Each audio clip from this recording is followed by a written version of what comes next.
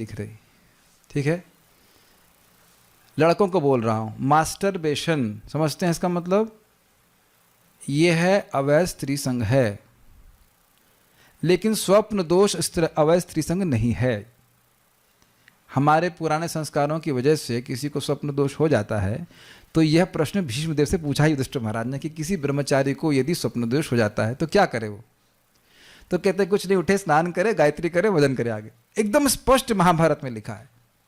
लेकिन मास्टरबेशन, हस्त मैथुन, जो भी कुछ वही मैथुन जिसमें अपने वीर को बिना स्त्री संग के निकालते हैं, वो भी पत्नी के संग होता है, वो भी संतान उत्पत्ति के लिए वही शास्त्र अनुमोदित है। बाकी जो कुछ भी हम कर रहे हैं, वो सब कुछ कर रहे हैं, वह सब अवैध स्त्री संग ही है, अवैध यौनाचार ही है। और ऐसे व्यक्ति करेगा तो उसको कृष्ण भावनामृत में प्रगति करने में कठिनाई आएगी।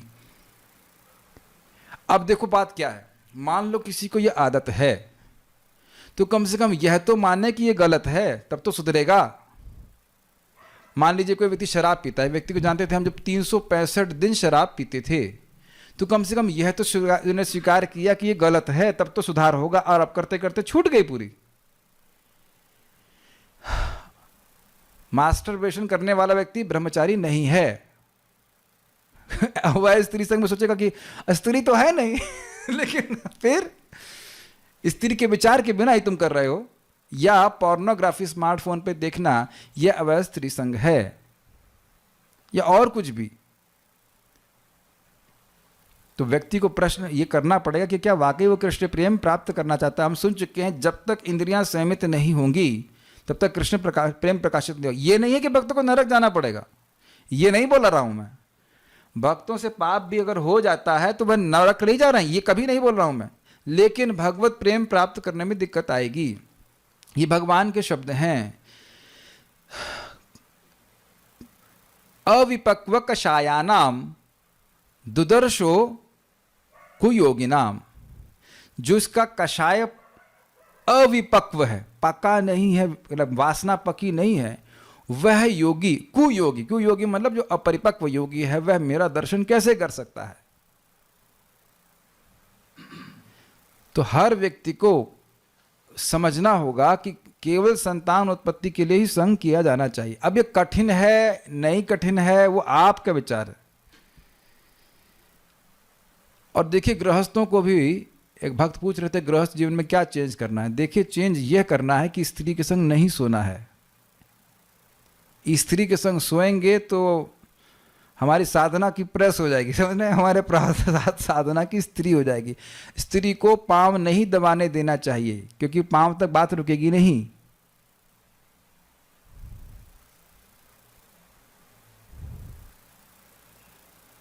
Does that make sense? मैं, आप लोग ब्रह्मचारी लोग सब यहाँ पे, इसलिए हम बोल दे रहे हैं। आप लोग भी ब्रह्मचारी है ना? जितना इंद्रिय संयम करेंगे उतना ही सुखी होंगे। We are not enjoying, we are drinking our own blood when we so called enjoy। जितना आप देखेंगे ब्रह्मचारी लोग यंग क्यों लगते हैं? क्योंकि वीर का रक्षण करते हैं, तो स्वाभाविक रूप से उनकी शक्ति कंजर्व रहती है। ये बात है। और आगे अभी आप सुनने वाले उत्साह निश्चयात धैर्यात।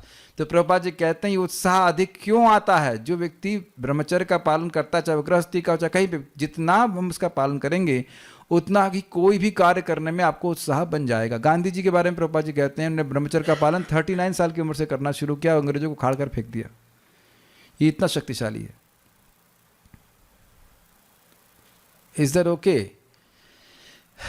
मैं फिर रिपीट कर रहा हूं, प्रभुपाद जी कहते हैं, a person may not be able to follow the principles, all the principles, but at least one should not be resentful। हम ब्रह्मचर्य आदि के नियमों का पालन पूरा ना भी कर सकें, लेकिन कम से कम रिजेंटफुल नहीं होना चाहिए कि मुझे करना ही नहीं है। तो फिर कैसे प्रगति करेंगे? Does it make sense? जब हम प्रयास करेंगे, without struggle there is no success. लेकिन भौतिक जगत में स्ट्रगल का क्या प्रभाव है, परिणाम है एक और स्ट्रगल। लेकिन यहाँ पे भक्ति करते करते लगता नहीं शुरुआत में कि वासना समाप्त होंगी, लेकिन भगवान वासना समाप्त कर ही देते हैं हरे कृष्ण मंत्र के द्वारा। अच्छा है कि अभी हम खुल के बोल पा रहे हैं। प्रभुपाद जी के एक शिष्य ने कहा, प्रभुपाद से पूछा, तुम स्त्री में इतने आकर्षित क्यों हो? किसी स्त्री हो चाहे पुरुष हो, किसी का शरीर भी मल मूत्र इत्यादि से भरा हुआ है। तो बोले everything, because everything is in its right place. ऐसा उसने प्रभुपाद से कहा, और प्रभुपाद कुछ बोले नहीं। फिर वो जप करता रहा, भक्ति करता रहा, वही व्यक्ति संन्यास भी ले लिया। तो कोई घबराने की बात नहीं है, लेकिन हाँ, भगवान का नाम जाप करने से, भक्ति करने से, भगवान की कृपा से ये धीरे धीरे शांत हो जाता है। ये भक्तिविनोद ठाकुर जी इस बात को बोलते हैं कि मेरा जो चित्त है वह मरुस्थल के समान है, तप्त रवि भूमि, ऐसे करके कुछ है कि ऊपर से सूर्य चल रहा है, नीचे से हीट हो रही है, ऐसे करके मेरा हृदय काम वासना से तप्त है। और भगवान का नाम क्या है? वर्षा, अमृत की वर्षा के समान है। यह कानों से प्रवेश करके मेरे इस तप्त भूमि, रेतीली भूमि रूपी चित्त को शांत करता है। और ये हमको भूल जाना चाहिए, ये हमको भूलना नहीं चाहिए कि कभी भी ये काम वासना समाप्त नहीं होती है कि उसका भजन, भगवान का भजन ना करें, भागवत ना सुने, जप नहीं करें तो ये अपने आप शांत नहीं होती है। इंद्रियां ढीली पड़ जाती है, लेकिन वासना नहीं शांत होती। प्रसंगम अजरम पाशम आत्मनः कव्यो विदु स एव साधु सुकृतो मोक्ष द्वारम पावृतम। प्रसंगम अजरम पाशम, इसकी इस इच्छा की वृद्धावस्था नहीं होती है, भोग की इच्छा की। पिछले जिला में बुढ़े नहीं हुए थे हम कि जवानी में ही मरे हर बार। इसी और एक और बात भगवान बड़ा अच्छा बोलते हैं, यही काम जो है वो हमें फंसा के रखा है जगत में, हमारे ज्ञान विज्ञान नाशनम, ज्ञान और विज्ञान का नाश करने वाला है। किसी का भी, चाहे स्त्री का हो चाहे पुरुष का हो।